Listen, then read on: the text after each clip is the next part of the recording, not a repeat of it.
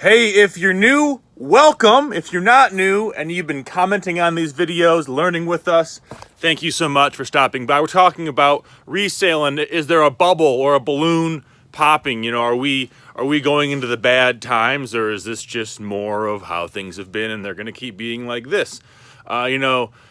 There's a lot of stuff, macro trends, the Fed's raising interest rates, inflation they say it's cooling off, doesn't feel like it's cooling off. I posted kind of a funny meme on my Instagram. It was that like Ben Affleck smoking meme, and we'll just go there and look at it. I'll link below. I think it's kind of funny. But I put a poll on my Instagram as well saying, is this Q4 better, the worst, or the same as it was last year for you? And I was really amazed that there were so many people saying this was worse or the same. It was like 75% of people said it was either worse or the same. And a very small amount of people said it was better.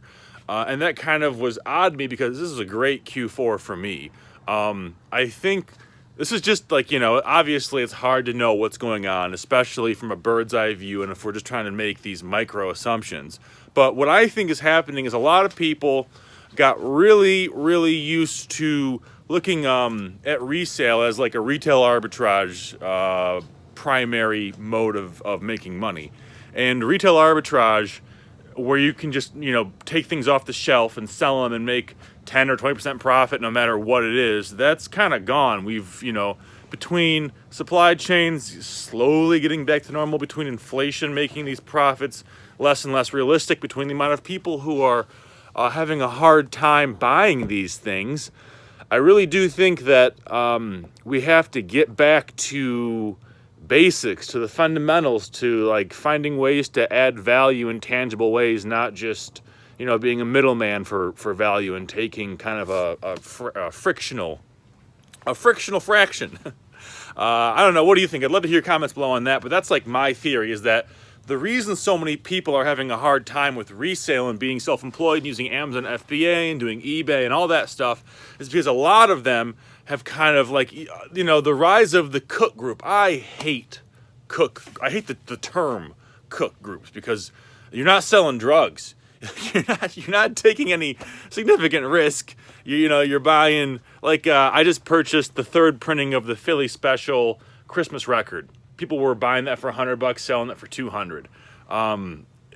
That kind of cooking, sure, you're making a little bit of money. Good for you. I'm not saying it's bad to do that. I'm not saying you're a bad person if you do that. I'm just saying I don't think it's sustainable. I think that we're going to see a decline in these cook groups just because people are going to realize that the amount of money they pay into them and the amount of effort they take trying to make these individual like ad hoc profits on these flips is just not worth their time. Maybe they won't learn that. I don't know. Maybe they're going to think that it's better to chase these shiny objects and invest in processes, because that's a common issue with a lot of people. And so maybe I'm wrong, but I just think that that's everything changes. In my business, we've gone from, even over the past 3 years, being Amazon FBA electronics heavy to essentially selling no used electronics at all on Amazon FBA, because just the way, like today I sold a kid's laptop toy, and I got an A to Z claim on it because they said it wasn't delivered,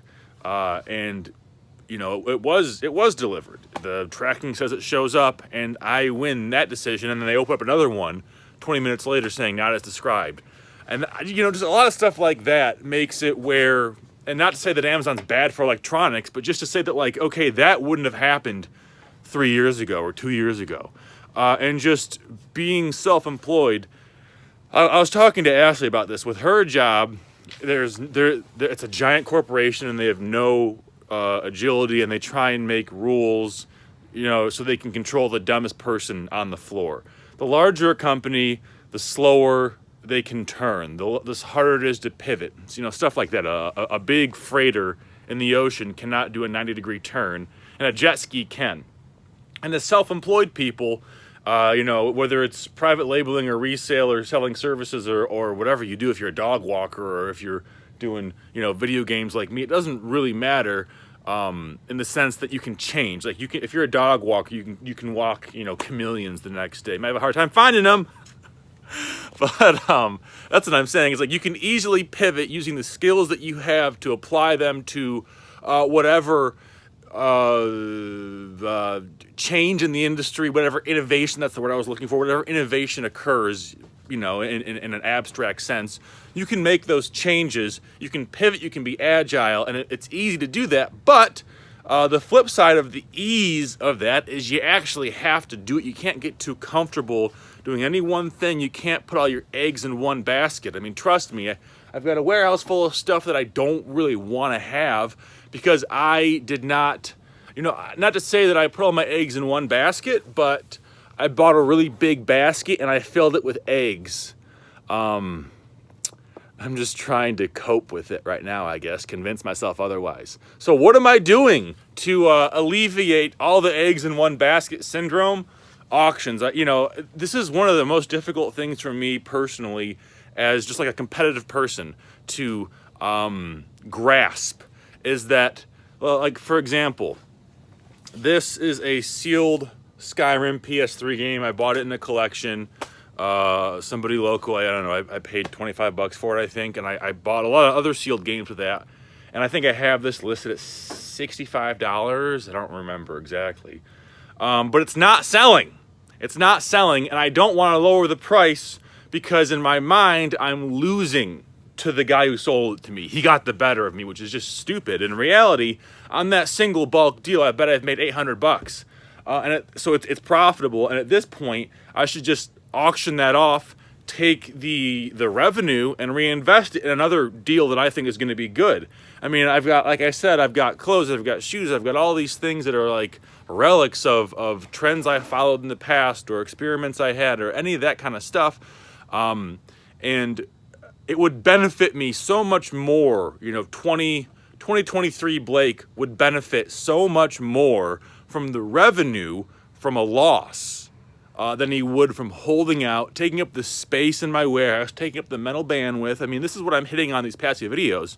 Rewatch them if you're not really following what I'm talking about. I hope that I'm making sense because I'm, you know, trying my hardest to become more efficient, become more organized. I was listing some more stuff and I'm thinking about the Ryan and Lindsay out in Portland, Maine. What they do is they just go all in on shoes. They have not wavered from that path for years.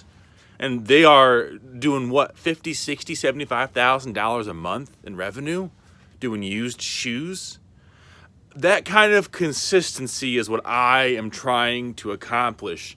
Not consistency working hard. I think I work pretty hard, but consistency, you know, of focus, being focused on a singular path and putting all my efforts into that and learning and growing that way. And it's this process of, you know, pushing forward and cutting through the woods or the trees and then going back and refining the trail.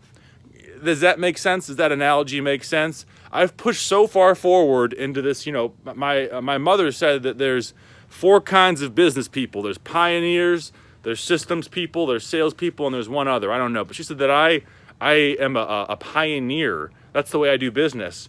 But if you're always pioneering, you can't develop the systems that allow you to reap consistent and reliable profits.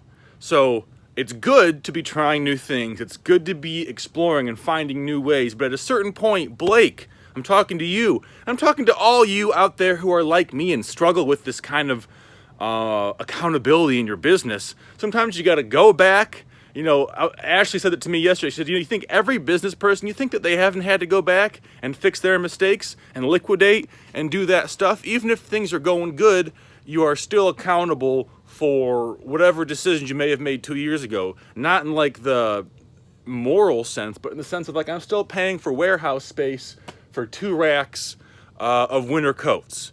I don't sell winter coats anymore. You know, I can't just ignore that. It's not going to go away. I got to fix that.